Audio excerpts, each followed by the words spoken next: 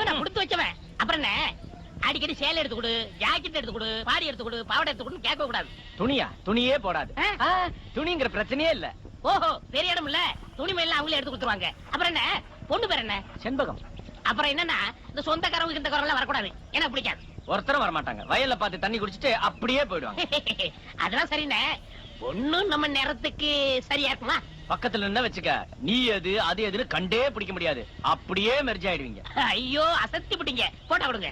வர்றா வர்றா, உனக்கு எனக்கும் 1000 இருக்கலாம். தொழில் வந்தா கரெக்டா இருக்கணும். இந்த கையில தரக வெட்டு, அந்த கையில போட்டோ வாங்கிக்க.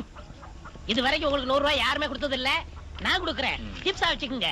என் எதிர்கால மனைவி போட்டோ கொடுங்க. உன் கனவு கண்ணி ஒரு வாட்டி பாத்துக்க. பார்க்க மாட்டேன், நெஞ்சுக்குள்ளேயே வச்சுக்கிருவேன். செம்பகமே செண்பகமே தென்பொதிகை சந்தனமே தேடி வரோ.